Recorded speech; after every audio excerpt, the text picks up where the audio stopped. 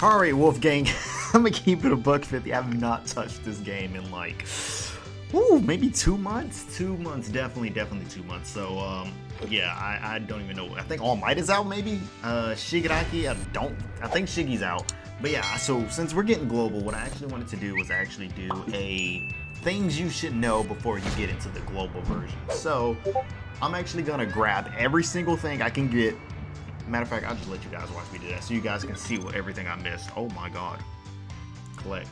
Can we, okay, what we got? We got 11 tickets, that could be a summon. 30, what is that, 30 assist tickets, 14 tickets. Oh my god, Draco, what did you miss out on? Alright, so we're gonna start off with units, team. Alright guys, I think, did I go to, did I go to the right thing? I don't think I went to the right thing. Oh my god, it's been freaking I clicked on team, didn't I? Oh, what is happening?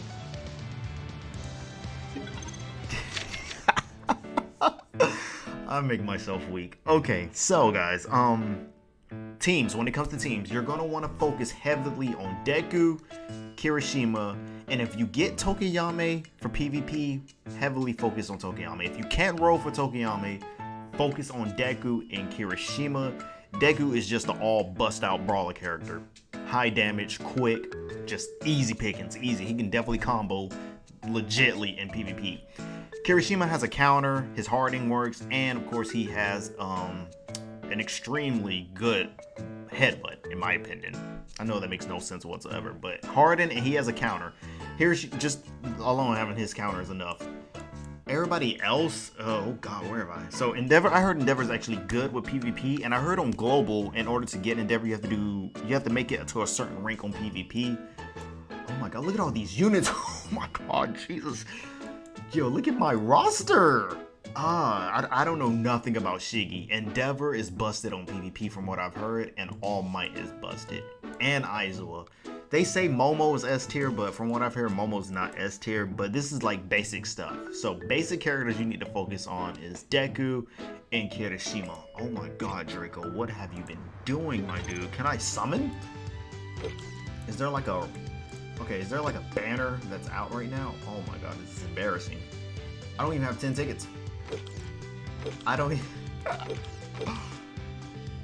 Bro, let me just summon so I can see what I get, because it ain't gonna be nothing. Yeah. GG. Jesus Christ, Kirishima. Oh my god. Fragments? That's another thing I'm gonna have to explain to you guys about, because I'm personally not a fan of fragments. So we're gonna head back to the character roster, right? So we go here, right? And we click on this.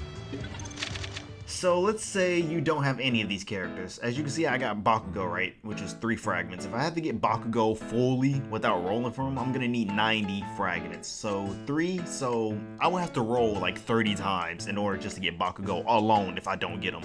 And the fragment system in this game kind of pushed me away, but I digress. So let's talk about actually leveling up your character and how to do that. So let's start off with Deku. So what you want to do is, actually guys, every time you get a character, you want to click on this right here, and you want to do their tutorial. Pretty much shows what their moves can do, and you can easily get coins, and you're gonna need, trust me, you're gonna need these for later on. So once you come back from that, you're gonna head over to here, and this is where you gotta see the little chibis. This is where you're gonna want to level up your character. Of course, you can do missions. You can actually do the missions that you've done before, and you can actually skip them. Like, you don't have to do the mission all over again. That actually comes in handy. Another thing that you want to go to do is also you want to actually focus on their passives as well. As you can see right here, this is where Deku, if Deku kills the enemy, his Q gets a 1 second cooldown. That's the only thing I know in English. Everything else I do not know, but make sure you want to work on their passives as well when it comes to that. Another thing you guys can do as well. All right, so we're gonna work on increasing your food, where you can actually get food in order to quote unquote train your enemies more. So this little section right here, it doesn't have it for every character, but if you do each one of these, you get a fragment for each character. Not saying you always get 1 fragment, but like for example, if it's the first time doing it, you get a fragment, 5 fragments for the first time. I already did Urarakas, already did Minetta's. So you can see Sue, you get 5 fragments for her. Ida, 5. Kirishima 5. Denki and Deku, you get one because I've already done that one. So click back over here, and this is the movie, not movie, this is story mode, as you can see right here. Did he update it yet? They still haven't updated story mode yet? That's wild. Okay, so they haven't even updated story mode. That's actually, it's actually disappointing to see. I don't know why I haven't updated story mode yet. So you got the main missions right here, and if you can go back, you can actually skip the missions that you've done just to get these items right here. Especially focus on getting these food items so you can train your character. Where the heck do you go to get food? Oh my god, I am freaking out. Alright, so this right here, this is actually support characters actually that come out and help you.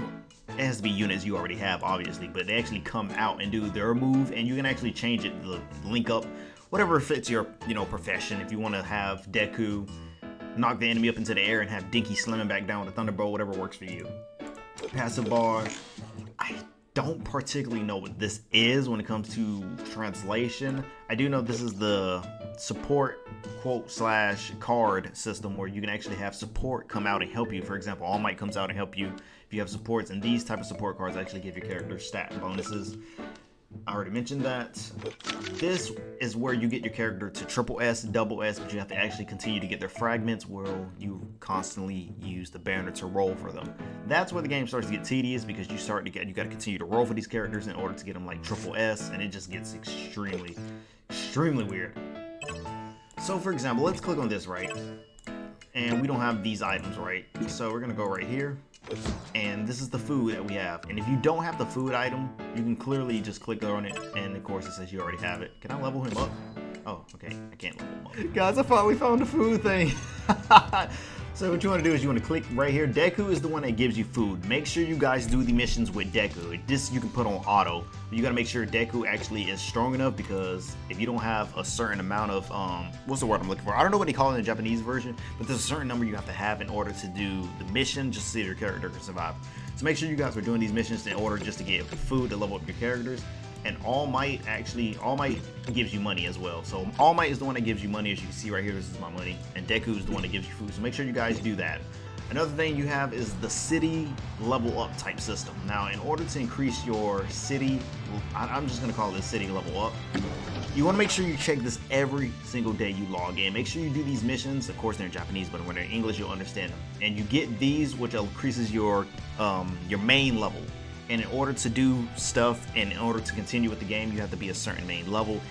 And in my opinion, that's kind of whack, because you have to be like level 30 something in order to do more missions, in order to continue through the story. But I digress. This is like the summoning shop and whatnot, but 9 times out of 10, you're not really going to click on this unless you're paying for the game.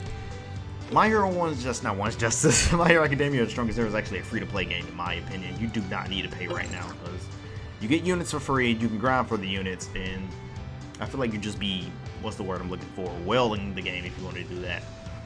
But yeah, guys, make sure you have Deku and Kirishima leveled up. Once you got them leveled up, make sure you can have Denki or Tokiyama if you get him. You get those two, PvP, that's all you need, bread and butter. That's all you need. So in conclusion, when it comes to My Hero Academia, The Strongest Hero, focus on Deku and Kirishima. Make sure you guys focus on this system as core. This is your energy system. Make sure you focus on getting money. Make sure you focus on getting these as well, because you can actually transfer these to get more energy. I found that out at the last second, and it destroyed me, because I was just doing PvP every day, and it was wild. There's actually more stuff that I can get into, but since this game is in Japanese and I haven't played it in a while, it's so confusing. So for the love of God, if you have any questions, please feel free to ask me in the comment section below. Please, if you're planning on getting this game, please ask any questions. Love you, Wolfgang. Ask me some questions, please.